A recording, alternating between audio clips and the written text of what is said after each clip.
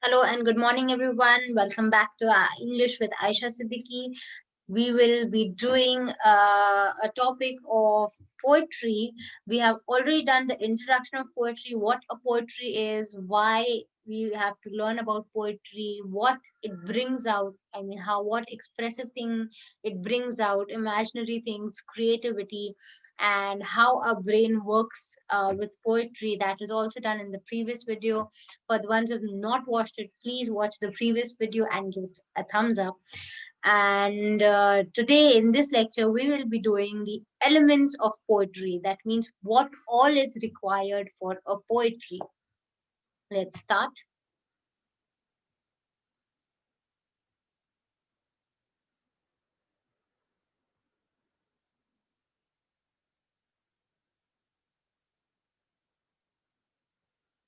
Okay, here we go. Elements of poetry.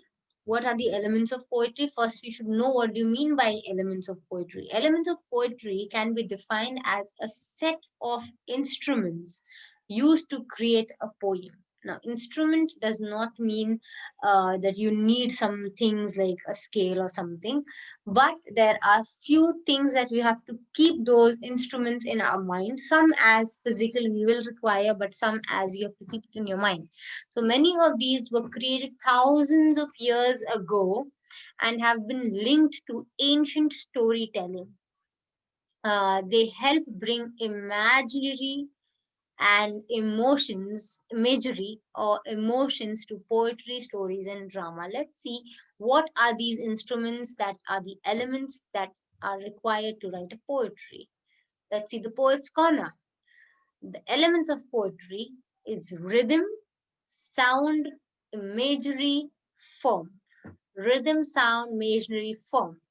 Recognizing devices in a poem keeps the left brain busy. I told you. So, left brain is mostly for logic and all. So, it will keep your left brain working if you want to see the elements of the poetry. Let's see rhythm. What is rhythm? It is the beat in the poetry that doof, doof, doof, the beat that comes. Okay, like for example, if you just say, how do we still remember the poems that we've learned in our childhood, like Johnny, Johnny, yes, Papa. How do we remember this after so many years? How can we remember Twinkle, Twinkle? How can we remember Humpty Dumpty sat on the wall? Right? All these poetries are, I mean, anything to remember from that age to this age is really difficult, but you still remember them only because it has a rhythm that sits in your mind, that sits in a child's mind up to he will die till the age of death.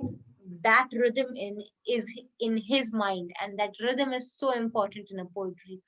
Read out loud to hear it. So read out any nursery rhyme loudly and you will remember, because nursery rhymes have been given a rhythm to it that also creates a mood. So anyone will enjoy it because it has a nice rhythm, can match subjects of the poem. So it will actually start relating to something. I mean, Johnny, Johnny, did you eat sugar? So it's relating to subjects. There are types.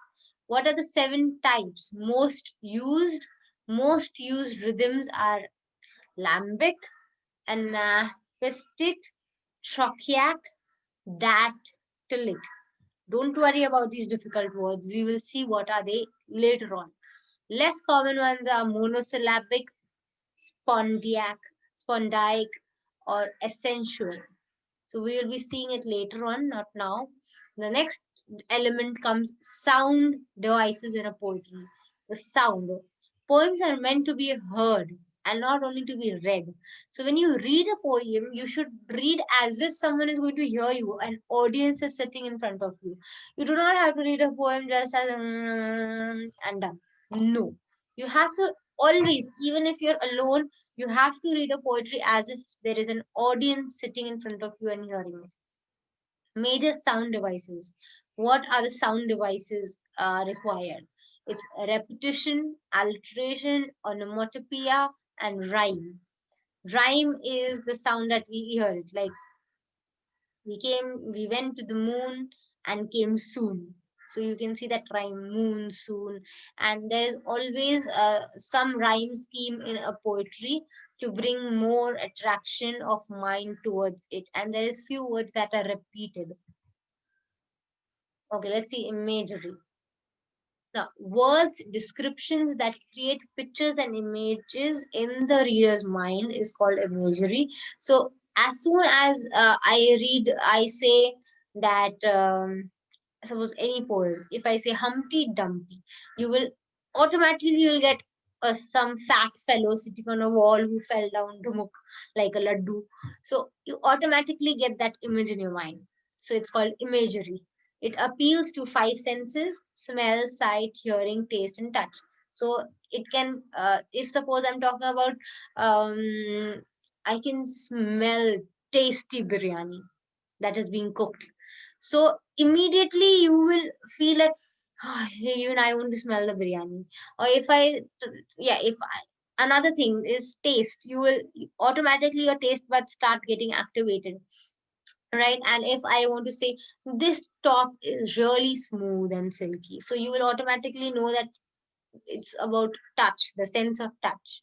So imagery actually creates, if I am not even showing you all what top it is, what quality it is, you all will imagine that it's silk. It's not silk, but you all will start imagining, because I said it is soft and silky, right? So it actually activates, imagery actually activates your creative mind, and it activates your five senses. Details about smell, sound, color, taste, textures that I just told you, it gives you vivid images. It gives you colorful images in your mind. Figure of speech also creates these images. Figure of speech is actually used because to give a more tarka to your poems. Example, the warm, buttery biscuit. You will actually feel that taste in your mind. Melted on my tongue. Oh God. You see, all these advertisements when they do that, even you start getting your mouth starts watering, right? Why? Because these people, when they're doing these advertisements, they want the audience to feel that so that they go and buy that product. So that's why these figures of speeches are used in it. What's meter? Why meter? I mean, what measurement is used in poetry? So, measured in feet. How is poetry measured in feet? Let's see.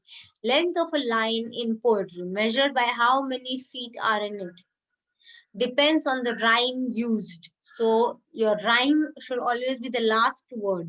So, it should not be, that line should not be so long that's like a story. So, 1 foot, one set of rhythm. I mean, you said twinkle, twinkle is one set. Little star is another set. Or Johnny, Johnny, one set. Eating sugar, one set. So that's a meter. Only that much has been given one rhythm. So, for example, I'm big or trochiac. 1 foot of poetry has two syllables, like Johnny, Johnny, two syllables. So, 1 foot of poetry has three syllables. Eating sugar. Yes, Papa. So, like that. These are four syllables actually. So, types of poetic measurements. What are the measurements used in poetry? It's monometer, diameter, trimeter, tetrameter, pentameter, hexameter, heptameter, and octameter. So there is rarely more than 8 feet used. Mostly these 8 feet are used. That means these eight measurements are used in a poetry. We will be learning about these things more in detail in the other PPT that I'm going to share. What is rhyme? Rhyme is just like a sound that creates imaginary things in your mind, just as Humpty Dumpty sat on the wall, Humpty Dumpty had a great fall. So it's repetition of sound. So you can see wall and fall is rhyming, and Humpty Dumpty is repeated. What do you mean by rhyme? Two words, similar words are used. Word mostly at the end of the sentence, like wall and fall. Hat, cat, bat, splat, chat, all these words rhyme. They're mostly put at the end of the poetry. Don't have to be spelled same way, but they are not necessary that the spelling has to be same, but the sound has to be same. Most common sound device in poetry. It's the most common sound device. Draws attention to words and connects them to the reader's mind. You can remember when you're rhyming. What do you mean by refrain? It is actually chorus. What do you mean by chorus? See, whenever you sing a song, there are many, many, many lines, and then one entire stanza is every time repeated. That's the main stanza of the song. For example, just a minute.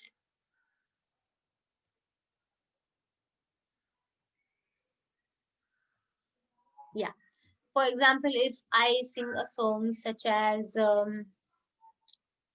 any favorite song you can sing. For example, if I sing a song that was released long back, Sun Raha Hai Na Tu, right? Oh God, very, very sad song, but I am saying because that is the main part of the song, right? Sun Raha Hai Na Tu, Ro Raha Hu Main, right? That's the main part of the song.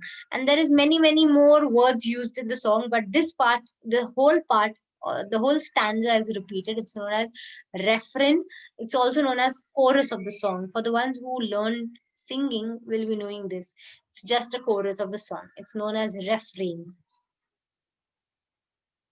Okay. Now let's see in detailing.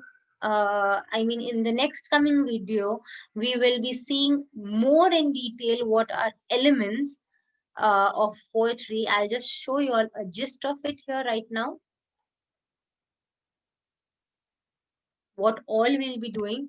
So we'll be doing elements of poetry, that is line, stanza, rhyme scheme, types of rhyme, rhythm, meter foot, types of metrical foot, that means all the types of measurements that are required in a poetry, mood, tone, imagery, symbol, figures of speech that we have to learn in a poetry, and all. So these are all different types of elements that are required in a poetry. You have to remember all of them and the names of them. In your exams you can be asked, like, what do you mean by a rhyme scheme, what do you mean by a symbol of a poetry, why it is written. Give a detailed discussion about all the elements of poetry. So you have to write the elements of poetry, so you should remember the names and descriptions of it. So we will be discussing in the coming video about in detail about the elements of poetry, and we will then move forward into the more detailing of poetry. By the time, thank you so much. Give it a thumbs up if you liked it and subscribe the channel. Thank you.